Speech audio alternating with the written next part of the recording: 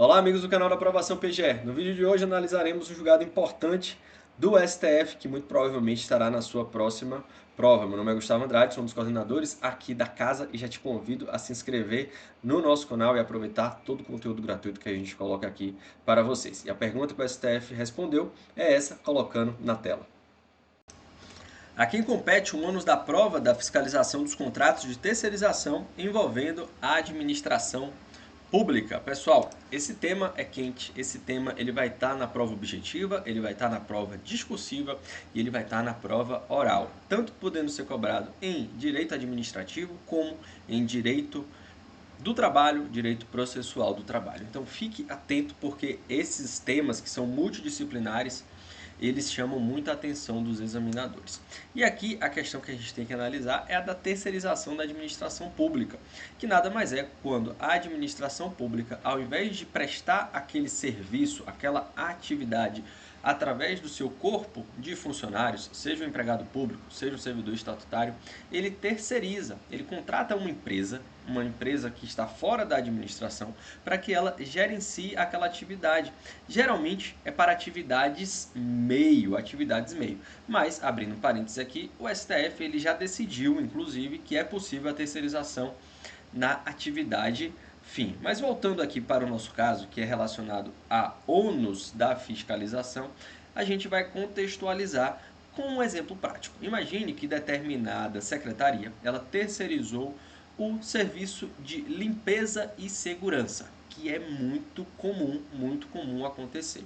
E aí, o João, que era ali funcionário da limpeza, ele foi demitido pela empresa e aí ele quer as suas verbas rescisórias porque não foram pagas. Ele ajuiza uma ação contra a empresa, vamos colocar aqui um nome, empresa Alfa, empresa fictícia Alfa, que não pagou aquelas verbas e outras verbas, e também contra aquele determinado estado, aquele determinado município.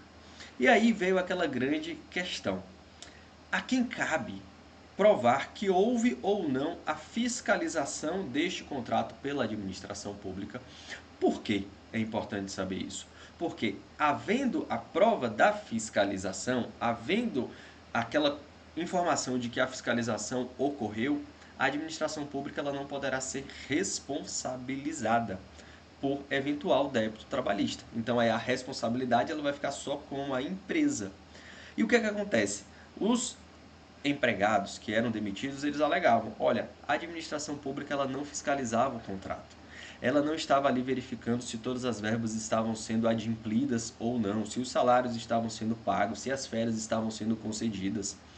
E aí há essa alegação de ausência de fiscalização. E, depois de décadas tratando-se desse tema, da responsabilidade na terceirização, chegou-se a este grande dilema: a quem cabe o ônus de provar a fiscalização? Será a administração que tem que falar: olha, está provado aqui que eu fiscalizei, estou juntando esses documentos aqui, estou fazendo todo esse instrumento probatório aqui para provar que eu fiscalizei? Ou cabe ao empregado que foi demitido falar: olha, a administração pública ela não fiscalizou porque ela não fez isso? Veja que é uma prova negativa. E a gente sabe que no âmbito da justiça do trabalho que julga essas causas, era muito comum o Poder Judiciário trabalhista, né, os juízes, os desembargadores, até mesmo o TST, informar que, olha, a administração não provou a fiscalização. Ela não provou que fiscalizou, então ela é responsável.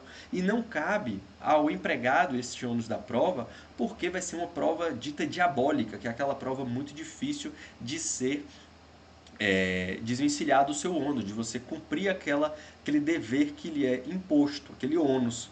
Então não cabe ao empregado, que é hipossuficiente nesse caso, que tem menos condições de provar, fazer essa prova.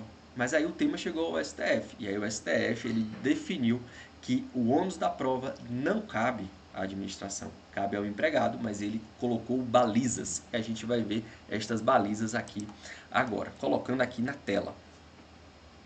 Tese fixada.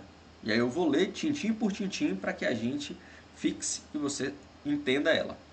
Não há responsabilidade subsidiária da administração pública por encargos trabalhistas gerados pelo inadimplemento da empresa prestadora de serviços contratada, se amparada exclusivamente na premissa da inversão do ônus da prova, remanescendo imprescindível a comprovação pela parte autora da efetiva existência de comportamento negligente ou nexo de causalidade entre o dano por ela invocado e a conduta comissiva ou omissiva do poder público. Então, o que é que o julgado está falando aqui? O que é que a tese está falando aqui nesse primeiro ponto, número 1? Que não é possível a responsabilização se ela for baseada única e exclusivamente na inversão do ônus da prova.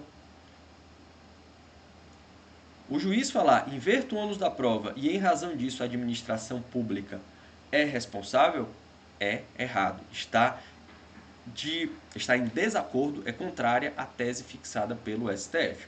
Okay? Para que ocorra essa responsabilidade, primeiro, é necessário que o trabalhador comprove que houve a negligência. E como é que ele pode comprovar isso? Olha, eu encaminhei aqui um e-mail à administração pública, ao gestor do contrato, eu sei que é uma prova difícil, dizendo que eu não estava recebendo os meus salários. O sindicato ele já tinha até enviado um ofício para a secretaria de que aquela empresa de segurança, aquela empresa de limpeza, não estava pagando os salários corretamente, não estavam concedendo férias. Então, verifica-se que ali já tem uma informação que comprova ali talvez uma negligência da administração pública na fiscalização daquele contrato, ok? Ou que o dano causado ao trabalhador ele esteja ali diretamente ligado a alguma atuação da administração pública, beleza? Vamos aqui para o número 2 agora. Haverá comportamento negligente, e aqui já é um estabelecimento de comportamento negligente pelo próprio STF, quando a administração pública permanecer inerte após o recebimento de notificação formal de que a empresa contratada está descumprindo suas obrigações trabalhistas, enviadas pelo trabalhador, pelo sindicato, pelo Ministério do Trabalho, pelo Ministério Público, Defensoria Pública ou outro meio idôneo. Veja aqui, é justamente a situação que eu comentei ao final da análise do item número 1. Vai haver um comportamento negligente quando a administração pública ela fica inerte, ela não faz nada, mesmo sabendo que aquela empresa está descumprindo as obrigações trabalhistas. E número 3, constitui responsabilidade da administração pública garantir as condições de segurança, higiene e salubridade dos trabalhadores quando o trabalho for realizado em suas dependências ou local previamente convencionado, nos termos do artigo 5º-A, parágrafo 3º da Lei 6.019. O que está querendo dizer aqui, pessoal? Trocando em miúdos esse ponto número 3.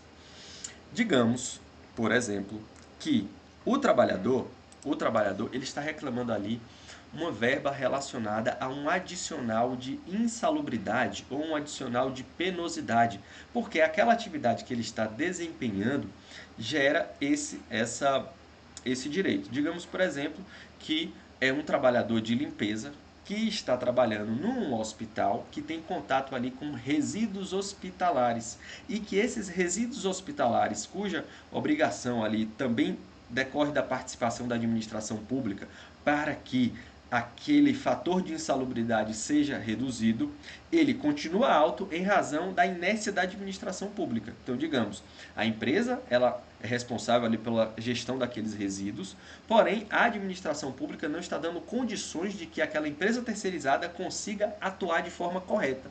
E aí, neste caso, o que é que o STF fala? Nesses casos aqui de condições do trabalho, a responsabilidade é da administração pública, porque ela está ali gerindo aquele local, aquele ambiente do trabalho. Veja bem, mais uma vez, constitui responsabilidade da administração pública garantir as condições de segurança, higiene e salubridade dos trabalhadores, mas tem uma condição: quando o trabalho for realizado em suas dependências ou local previamente convencionado no contrato. 4. Nos contratos de terceirização, a administração pública deverá exigir, e aqui são mais obrigações para a administração pública. Número 1. Exigir da contratada a comprovação de capital social integralizado compatível com o número de empregados, na forma do artigo 4b da Lei de Sociedades Anônimas.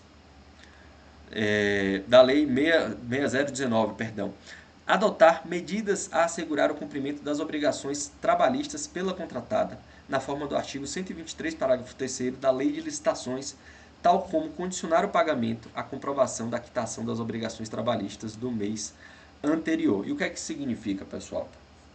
Que é uma obrigação da administração pública exigir, número um, que a empresa tenha um capital social integralizado compatível com o número de empregados. Isso aqui, pessoal, é justamente para que não ocorra o que a gente sabe que ocorria bastante e ainda talvez ocorra em alguns lugares, de criarem empresas praticamente fantasmas para participarem de licitações, empresas essas que não têm a menor condição de ter saúde financeira, não tem saúde financeira, não tem um capital integralizado, aquele capital social que, entre aspas, garante que aquela atividade empresarial vai ocorrer de forma correta, que aquela empresa vai pagar todos os seus credores, seus trabalhadores, etc. E, então, o que é que o STF fala aqui? Olha, a administração só pode contratar com empresas idôneas, que tenham um capital social integralizado, que corresponda àquelas responsabilidades que ela tem com os seus trabalhadores. Número 2, que é a segunda condicionante aqui, que ocorra ali aquela fiscalização de acordo com a lei de licitações, condicionando o pagamento daquela parcela do contrato de licitação, do contrato administrativo, à comprovação de que as verbas trabalhistas do mês anterior foram quitadas. Então, digamos aqui que nós estamos no mês de março. E aí, no mês de abril, tem que ser pago mais uma parcela daquele contrato administrativo de terceirização. Mas antes do pagamento, a administração tem que solicitar àquela empresa que, olha, me comprova que você pagou tudo relacionado a verbas trabalhistas do mês de março. E aí sim eu consigo pagar mais uma parcela daquele contrato de terceirização. Então, essa aqui foi a tese firmada pelo STF. E aqui a gente entra, pessoal, na fundamentação, no resumo antes, né? Cabe ao autor da ação, para fins de definição da responsabilidade subsidiária da administração pública, o ônus da prova sobre a eventual conduta culposa na fiscalização do cumprimento das obrigações trabalhistas devidas aos trabalhadores terceirizados pela empresa contratada. E aqui eu vou fazer a leitura porque é relevante, então me acompanhe.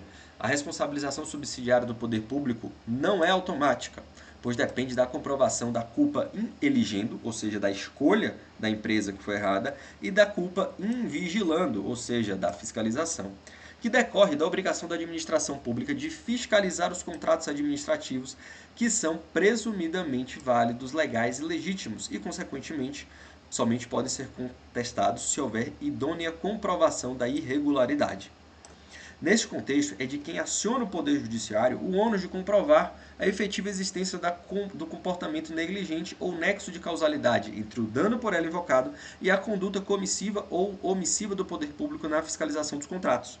O comportamento negligente estará comprovado, e aqui é uma presunção, né, quando a administração pública permanecer inerte após o recebimento de notificação formal e fundamentada de que a empresa contratada está descumprindo suas obrigações trabalhistas.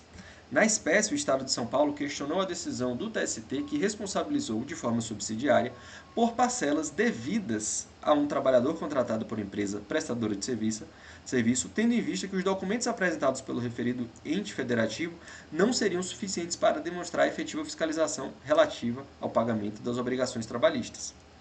Com base nesses e outros entendimentos, o plenário, por maioria, ao apreciar o tema 1118, de repercussão geral, deu provimento ao recurso extraordinário para reformar o acórdão e afastar a responsabilização subsidiária da administração pública e fixou a tese anteriormente citada. É isso, pessoal. Esse tema aqui, como eu já destaquei no início da nossa explicação, ele vai ser cobrado na sua próxima prova. Seja a prova de primeira fase, segunda fase, prova oral. E se você está estudando aqui, está assistindo esse vídeo e estuda para outras carreiras trabalhistas, esse tema também vai ser cobrado lá nos concursos das carreiras trabalhistas. É um tema amplo. Ele vai ser cobrado em concursos de procuradoria, em concursos da magistratura, em concursos do Ministério Público, em concursos da Defensoria Pública e em concursos trabalhistas. Mas principalmente nos concursos da advocacia pública. Então fique atento. Mais uma vez, a tese está aqui na tela para você fixar. Leia com bastante atenção para você não errar. Esse julgado ele é muito importante, ele tem cara de prova, então fique atento. Não esquece de dar o joinha, comentar aqui o que você achou e também se inscrever no nosso canal. E até o próximo julgado.